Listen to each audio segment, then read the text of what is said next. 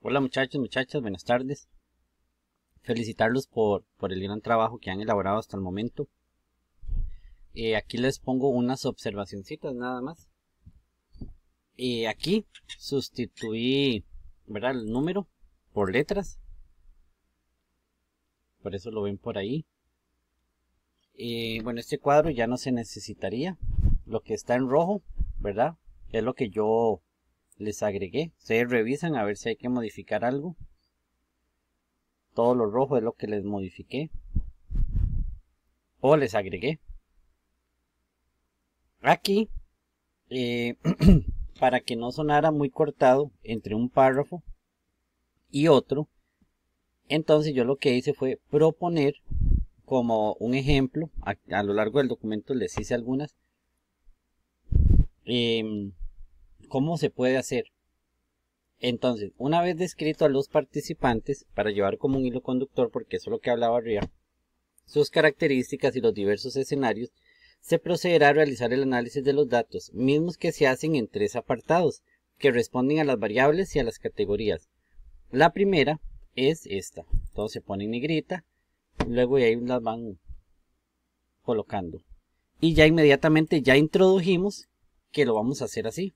Citamos la primera. Aquí, como estamos comenzando con la primera variable, entonces podemos redactar, bueno, aquí yo les coloqué como una pequeña introducción, ¿verdad? El Ministerio de Educación Pública de Costa Rica es la institución que se encarga de velar por la educación en nuestro país, que sea de calidad, gratuita y que le permita el acceso a toda la población. Por ello, constantemente crea estrategias como EPI, UPRI, que permite dar seguimiento y permanencia, entre otros.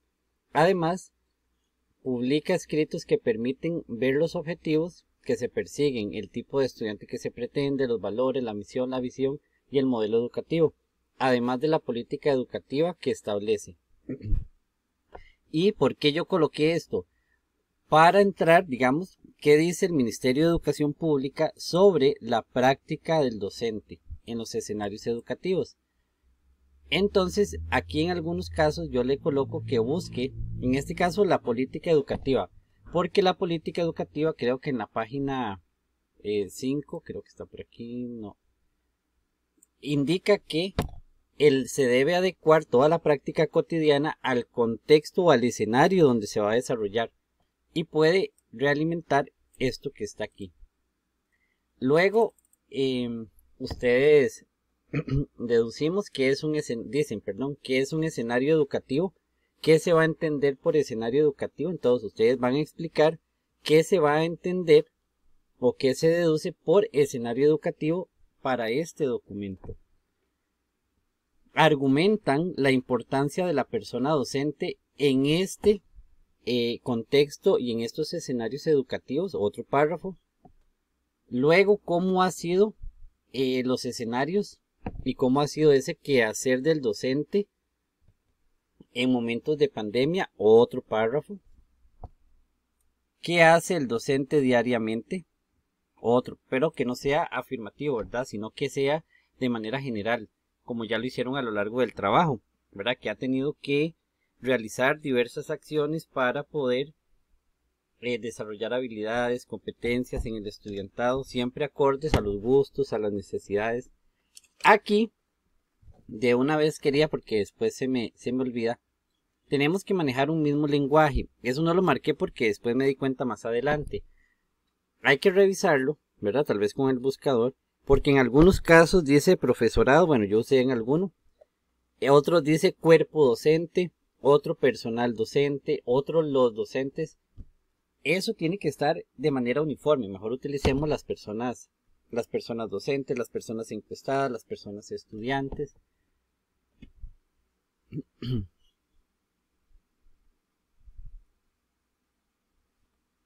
Bueno, aquí yo les coloco que evitar comenzar así. Cuando aquí terminamos de explicar y luego dice a continuación se muestra en la figura 1, evitar que sea de esa manera, sino que primero ustedes como que contextualizan un poco la figura, ¿verdad? No, en este caso se va a llamar, a este gráfico se va a llamar figura. Entonces aquí les pongo un ejemplo. Lo primero que yo veo es a estudiantes que asisten de manera presencial. Entonces me tengo la idea y comienzo. Los centros educativos del país han tenido que idear diversidad de estrategias para retornar a las aulas. Entre ellas está la reducción del espacio físico a 1 metro de distancia, para que más personas estudiantes asistan a lecciones y brindarles mayor oportunidad de estudio, principalmente a quienes no poseen o tienen dificultades con el acceso. Esto se puede vislumbrar en la circular, y aquí ustedes buscan la circular, porque en esta circular dice que el espacio se reduce. Entonces ustedes pueden colocar una cita para que afirme lo que están diciendo aquí. Para ello, en la encuesta realizada se solicita a las personas participantes que indiquen el rango de cantidad aproximado de estudiantes que asisten de manera virtual. Para ello se puede apreciar en la siguiente figura y colocan la figura B. Ya introdujimos la figura. No es necesario poner figura número 1, no, porque ya la introdujimos. Después, por eso le puse gráfico. Cuando ya la tienen, ahora sí, lo que hice fue cambiarle la introducción que tenía esta explicación. La asistencia a lecciones presenciales permite a la persona docente observar, guiar y atender consultas de manera inmediata, posibilitando el avance de las personas estudiantes. Se obtiene que la cantidad de personas, y ya ahí viene la descripción. Como venimos hablando de las clases presenciales, entonces puede aportar una cita que diga, bueno, ¿por qué ahorita es la costumbre de decir clases virtuales? Eso es otra que tenemos que corregir a lo largo del documento. No podemos hablar de clases virtuales. El MEP lo que tiene es clases a distancia, ¿verdad? O sesiones a distancia. Hay que corregirlo en todo en documento, porque son sesiones a distancia. Y explican, ¿verdad? Con una cita, cuál es la importancia de que las personas estudiantes vayan a la presencialidad. Bueno, porque se les brinda un mejor acompañamiento, se les puede, y ahí ustedes lo van a decir. Aquí, lo podemos eliminar, ¿verdad? Porque el ministerio dice que no ha obligado a nadie y algunas cosillas que podemos quitarlo. Como estamos hablando de la modalidad y vamos a pasar a la modalidad virtual, entonces vamos a ligar este párrafo con el que sigue. Por eso hay que hacer siempre como una unión, un párrafo de enlace. Entonces yo lo hice de esta manera. Por otra parte, el MEP tiene diversos escenarios en los que clasifican a los estudiantes de acuerdo con las posibilidades de conexión o acceso al Internet. En las orientaciones, así lo van a buscar en Internet, en la página, creo que era 5, es que no me acuerdo. Ahí dice cuáles son los escenarios que el ministerio propone, todos ustedes lo citan. Con estos escenarios, la persona docente debe idear estrategias para atender a esa población estudiantil. Para ello se consulta la cantidad de estudiantes que se encuentran en la modalidad a distancia y ahí ustedes van explicando. La misma se presenta en la siguiente figura y viene la figura B, estudiantes que acceden a clases virtuales. Resulta que más abajo, ve que aquí dice virtuales, luego aquí dice clases presenciales, luego dice clases virtuales. Propongo que esto se una con clases virtuales y esto se una con clases presenciales. Acá. Bueno, virtuales y luego presenciales.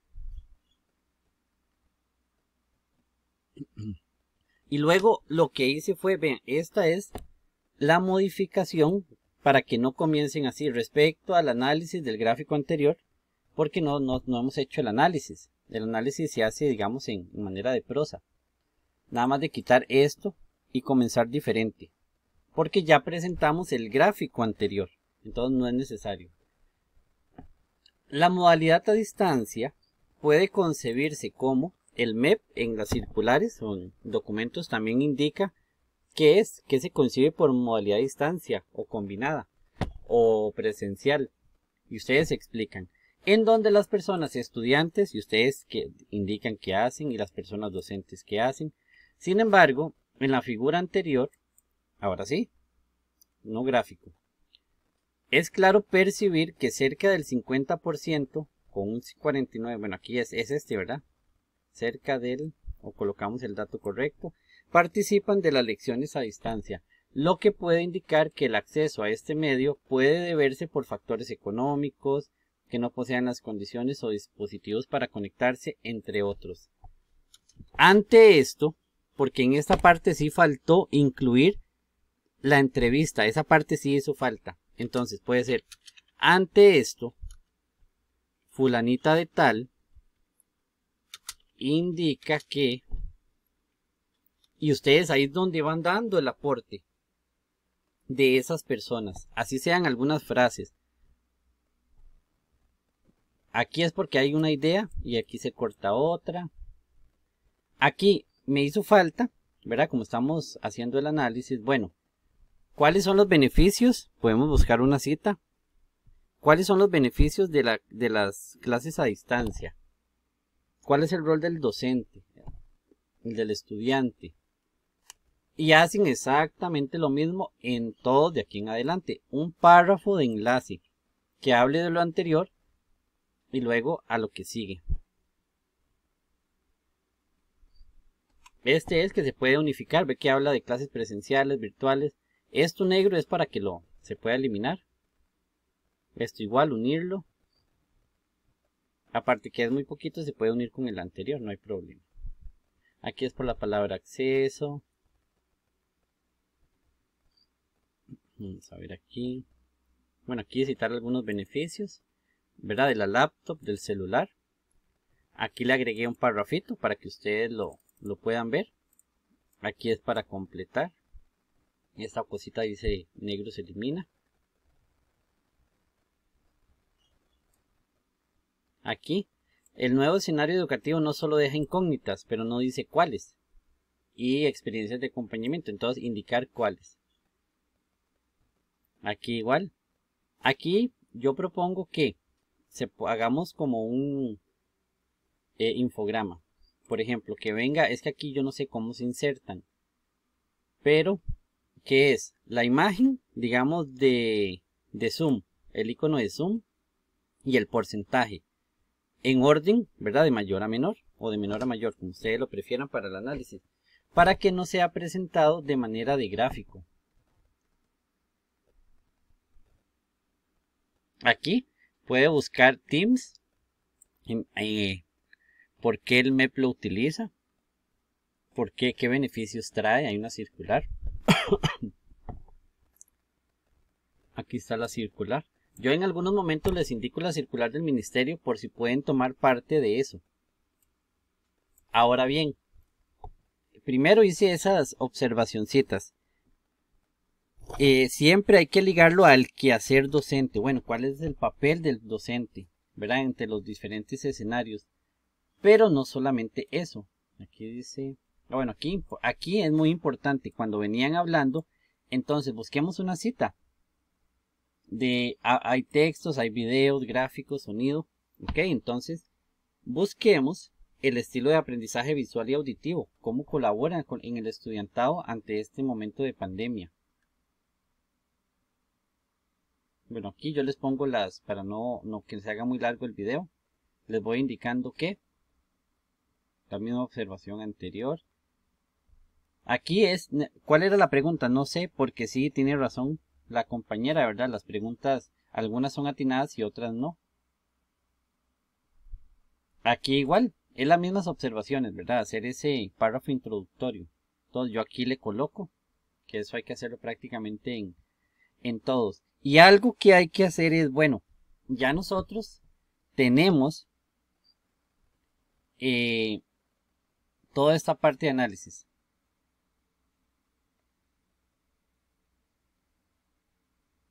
Lo que no me acuerdo es, bueno, dónde comienza y dónde termina cada categoría. ¿Verdad? O si falta algo. Eso sí es importante saber cuál pertenece a la categoría 1, cuál pertenece a la categoría 2 y cuál pertenece a la categoría 3. Luego, como necesitamos enfocarlo desde la pedagogía crítica, ahora está la parte que primero hacemos esas observaciones y ya cuando está, ustedes, bueno, dicen, todo esto, todo el análisis que se hace, se tiene que hacer desde la pedagogía crítica. Bueno, ya aquí decimos, falta incluir, porque ustedes hicieron varias entrevistas y aquí no aparece esa parte de las entrevistas, tiene que denotarse más en cada parte. Eso sí tiene que mostrarse, entonces tienen que leerlas e ir incluyendo los extractos de la entrevista, porque eso es lo que le da peso y valor. Si hay preguntas abiertas, luego las podemos ver, ¿verdad? En la sesión. Entonces, hagan esas observaciones desde la pedagogía crítica. Bueno, ustedes tienen varios ahí, tiene Paulo Freire y otros. Paulo Freire decía que nadie enseña solo, nadie aprende solo, ¿verdad? Todos aprendemos en conjunto. Entonces, cuando están hablando, se me ocurre ahorita, de esa parte de la tecnología,